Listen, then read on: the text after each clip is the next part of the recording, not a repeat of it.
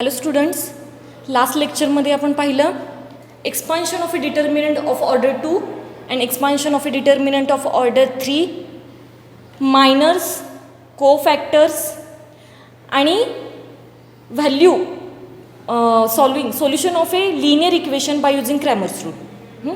Order 3चा आहे तुम्हाला, ऑर्डर 2चा तुम्हाला 10th झालं आहे. क्रॅमर्स रूलवरची 2 एक्झाम्पल झालेत आपली. तिसरं example, the sum of 3 numbers is 15. theoretical example आहे, 4 मार्क्सचा एक्झाम्पल आहे. the sum of 3 numbers is 15 if the second number is subtracted from the sum of first and third number, then we get 5.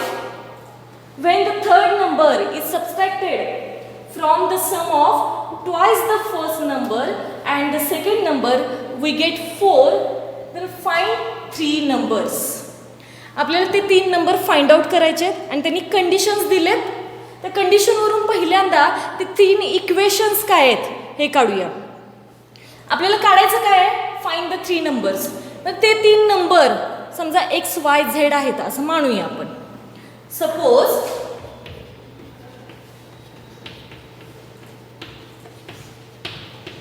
these 3 numbers are x, y and z. जे numbers आपल्याला काढायचे ते 3 numbers समजा x, y, z आहेत. आणि first condition काय सांगितली आहे, सम ऑफ 3 नंबर्स इज 15. या तिन्हीची ॲडिशन, सम म्हणजे ॲडिशन, या तिन्हीची ॲडिशन किती असली पाहिजे, 15 असली पाहिजे. Therefore, आपण ते 3 नंबर आहेत एक्स वाय झेड मानले म्हणजे त्यांची ॲडिशन ही 15 असली पाहिजे. Therefore, first equation is x plus y plus z is equal to 15. हे आपलं फर्स्ट इक्वेशन. नाव सेकंड इक्वेशन बघा. इफ द सेकंड नंबर म्हणजे कुठला, y. हा सेकंड नंबर आहे, हा फर्स्ट नंबर, हा सेकंड नंबर आणि हा third number.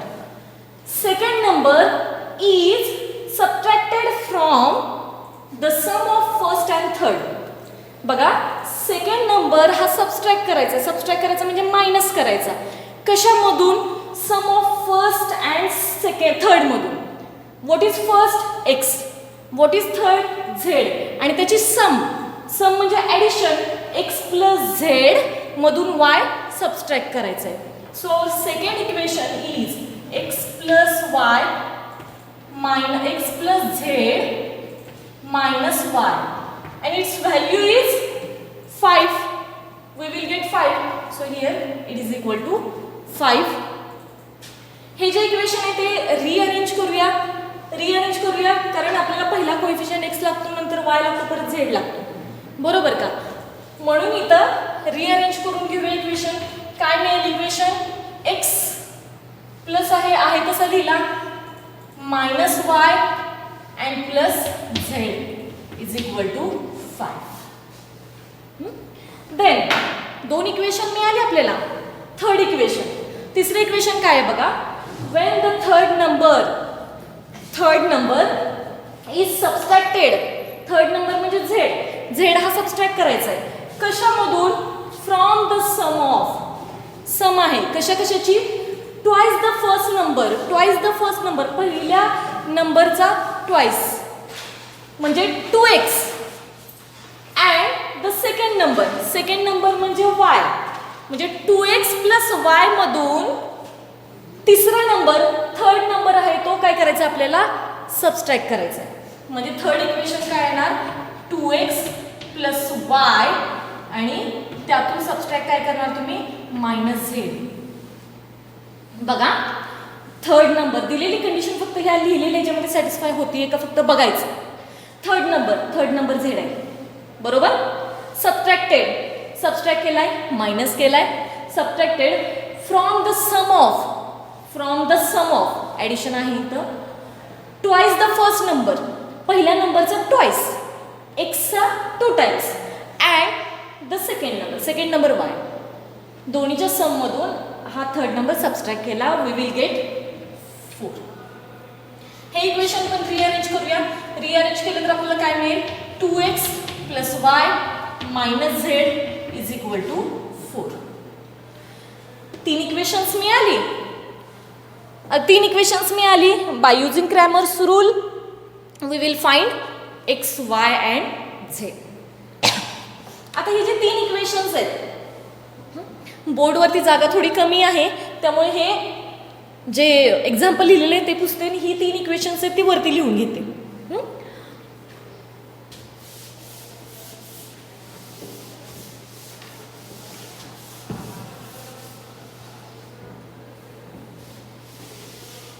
So, what is our first equation? X plus y plus z is equal to 15. Second equation direct लिहिते. हे आता ऑलरेडी तुमच्या समोर आहे कुठला इक्वेशन, त्याच्यावरून हे आलं इक्वेशन काय आहे, x minus y plus z is equal to 5. And third equation 2x plus y minus z is equal to 4.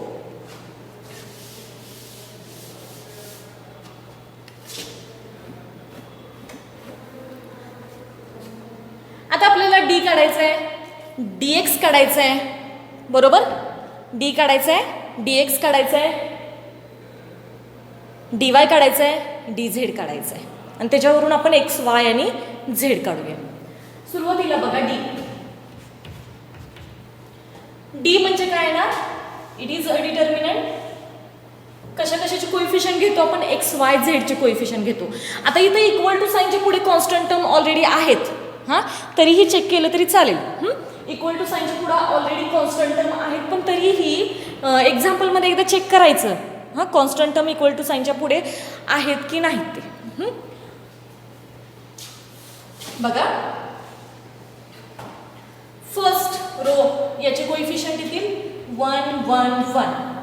Second row याचे कोएफिशिएंट येतील 1 -1 1. and third row याचे कोएफिशिएंट येतील 2 1 minus. So if we expand this we will get d.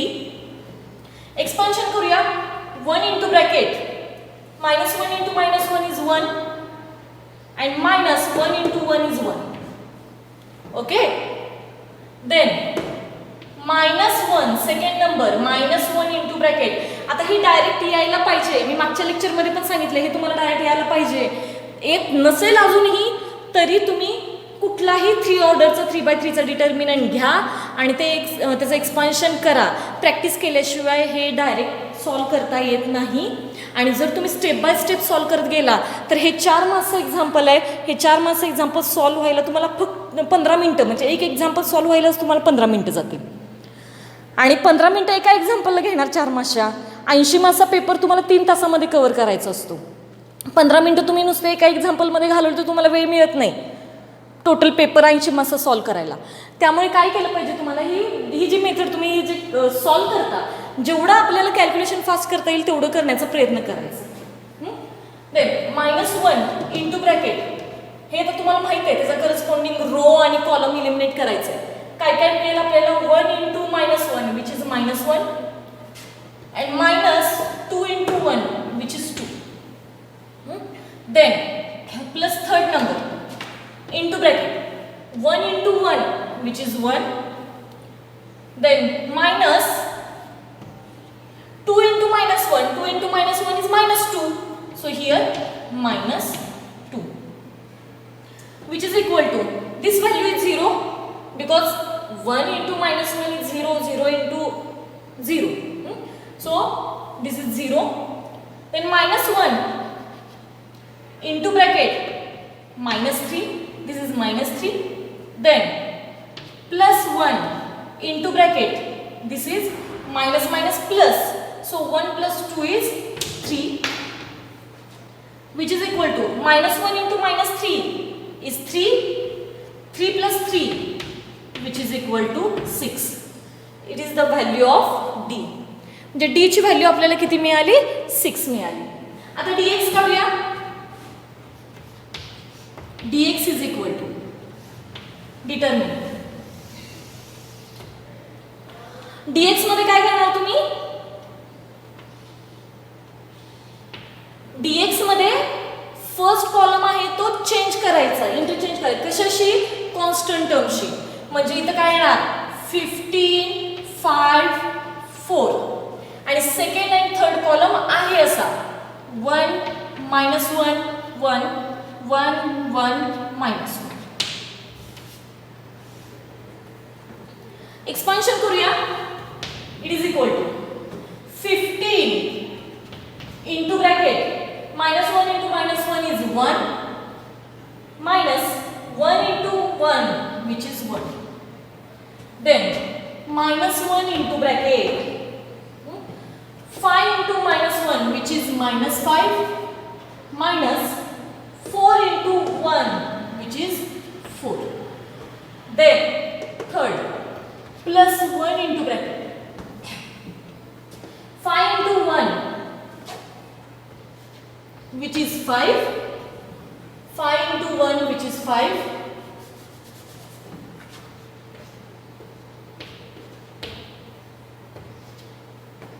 and minus 4 into -1 which is equal to -1.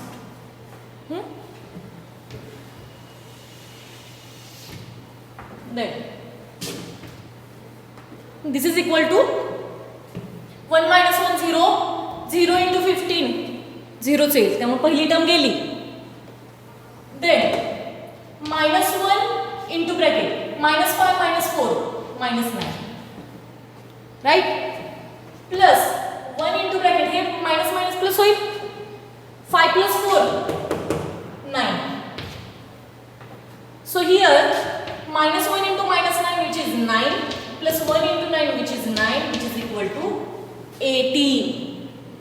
So value of a dx is 18. Now dy.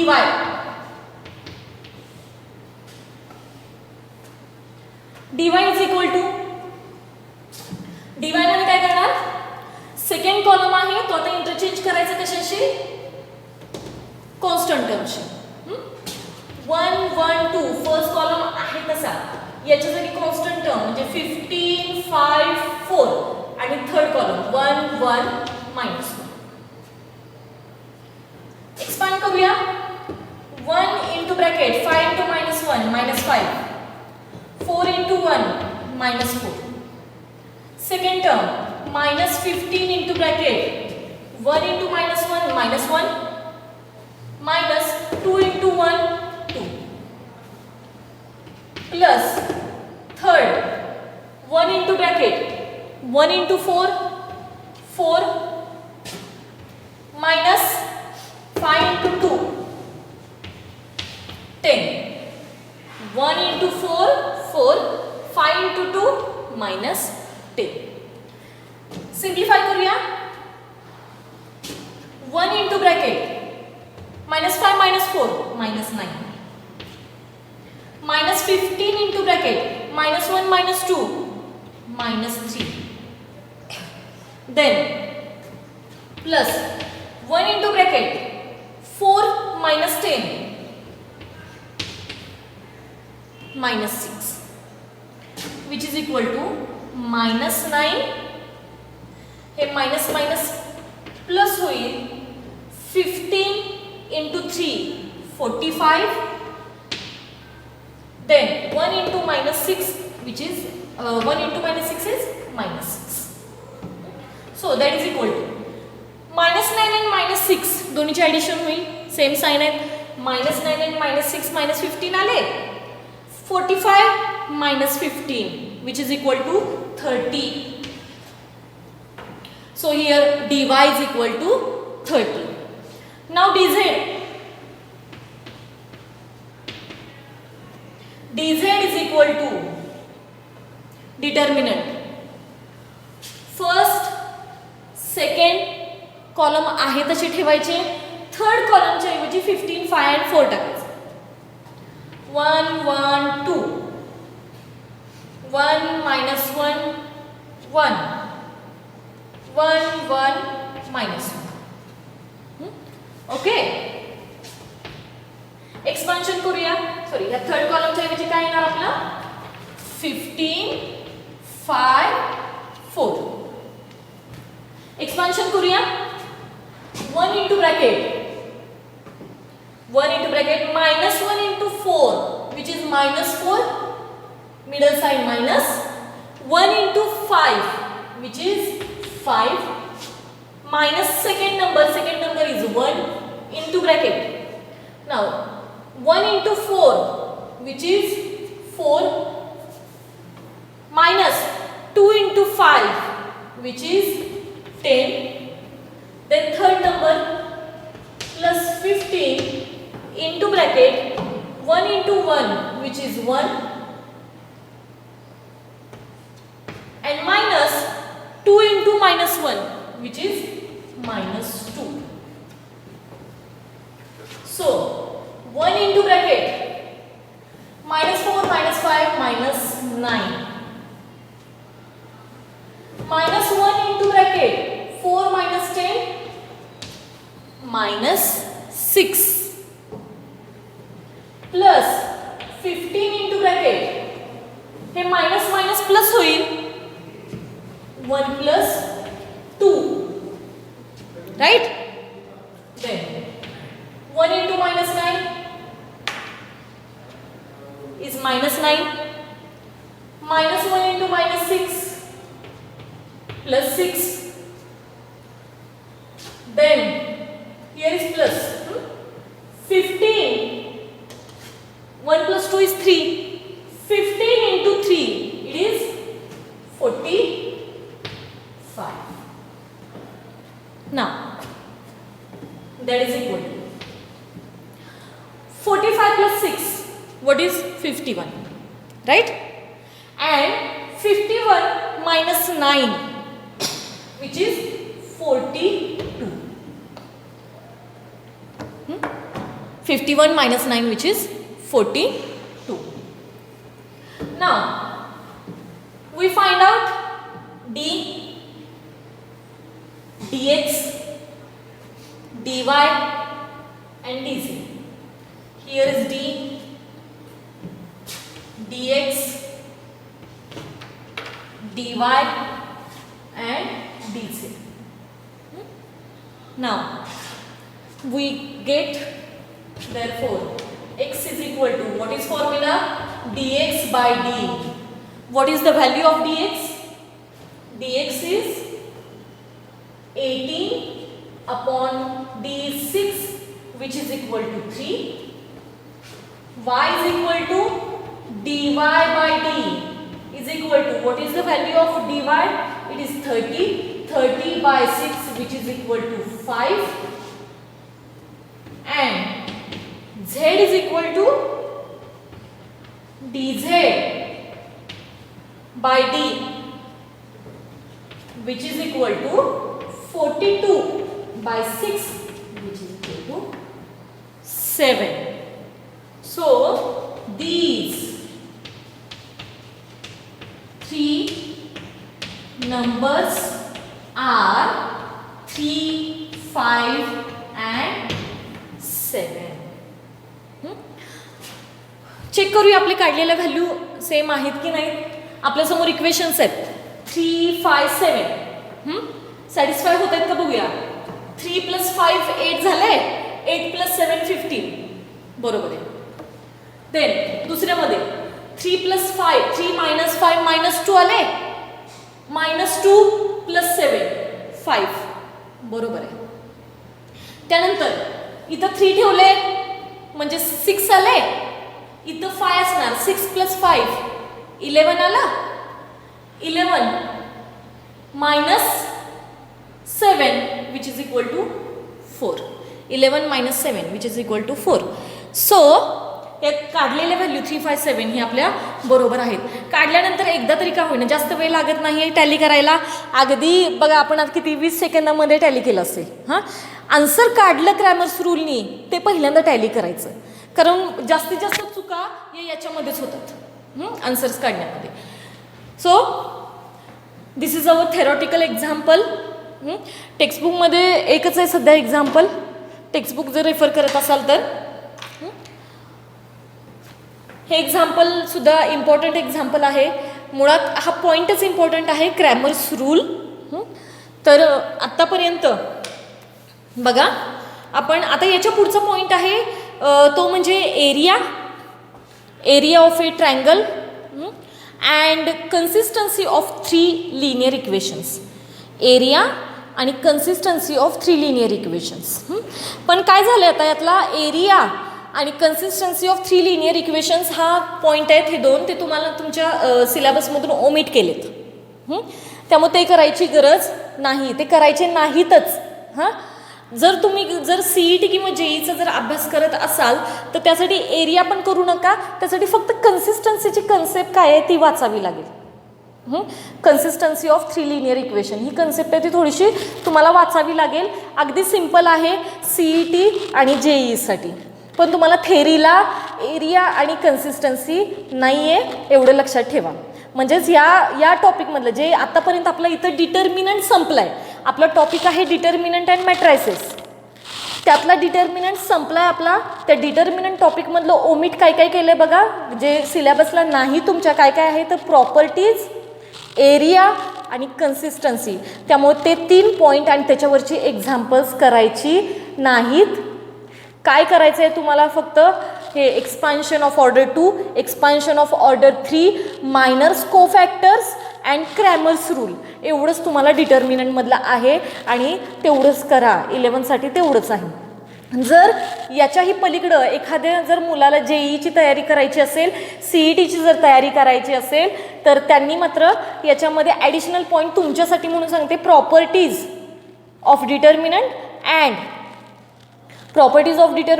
And दुसरं म्हणजे consistency. हे 2 point तुम्हाला वाचावे लागतील.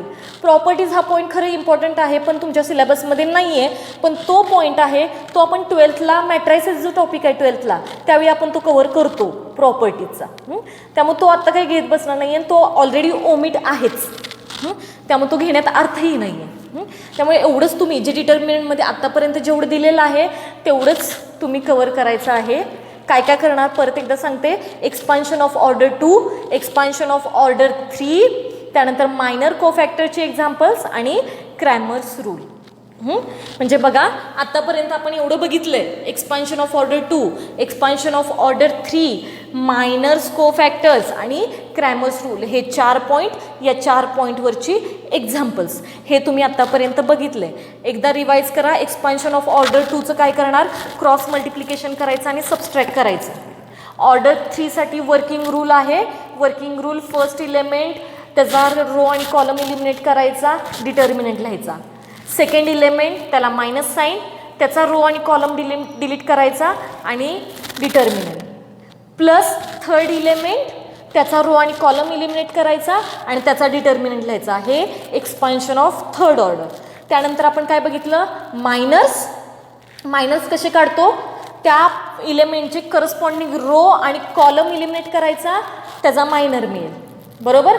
कोफॅक्टर कसा काढतो, कोफॅक्टर -1/i+j. i म्हणजे नंबर ऑफ रो, j म्हणजे number of column, into MIJ. MIJ म्हणजे काय, मायनर. कोफॅक्टर काढण्यासाठी आधी तुम्हाला मायनर काढले पाहिजे. हे झालं कोफॅक्टर. कोफॅक्टरचं जर तुम्हाला एक्सपान्शन करायचं असेल युझिंग मायनर अँड कोफॅक्टर तर एक्सपान्शन कसं करणार, समजा अलॉंग विथ फर्स्ट रो करायचं आहे तर फर्स्ट रोमध्ये इलेमेंट काय काय असतात, A11, A12, A13. मग त्याचं एक्सपान्शन कसं येणार, A11 C11 plus A12 C12 plus A13 C13. लक्षात येते का. जर अलॉंग विथ फर्स्ट कॉलम असेल तर कॉलममध्ये इलेमेंट काय काय येणार, A11, A21, A31. राईट. मग त्याचं एक्सपान्शन कसं होणार, A11 C11 plus A21 C21 plus A31 C31. हे एक्सपान्शन अलॉंग विथ रो असेल किंवा अलॉंग विथ कॉलम असेल युझिंग मायनर अँड कोफॅक्टर. ते आणि त्याच्यावरची एक्झाम्पल्स बघितली आपण. त्यानंतर त्यामध्ये अजून एक्झाम्पल्स बघितली आपण. Find the value of X and वायची, सॉरी एक्सची, फाइंड द व्हॅल्यू ऑफ एक्सच तुम्हाला आहे, फक्त एक्सची व्हॅल्यू काढायची. तेवढी एक्झाम्पल्स बघितली. त्यानंतर आय कॉम्प्लेक्स नंबरमधलं सांगितलं, आयची 2 एक्झाम्पल बघितलेत आपण. त्या एक्झाम्पलमध्ये एवढंच लक्षात ठेवायचं, I² = -1. हे एक एक्झाम्पल बघितलं. आणि त्यानंतर आपण काय बघितलं, नेक्स्ट पॉईंटला आलो, क्रॅमर्स रूल. क्रॅमर्स रूलमध्ये dx dy dz काढायचा, xy z त्याच्यावरून काढायचा. क्रॅमर्स रूल अगदी इझी आहे, 4 मार्क्स फुकटचे 4 मार्क्स मी म्हणते, प्रॅक्टिस करा त्याची, अगदी छान जमेल तुम्हाला. डिटर्मिनंटमध्ये मार्क्स घालवायचे नाहीत, अगदी खूप छान आणि सोपा, प्रॅक्टिस केलं तर खूप छान आणि सोपा टॉपिक आहे. इथं आपला डिटर्मिनंट संपला आहे. आता आपण स्टार्ट करणार आहोत नेक्स्ट लेक्चरपासून, दॅट इज मॅट्रायसिस.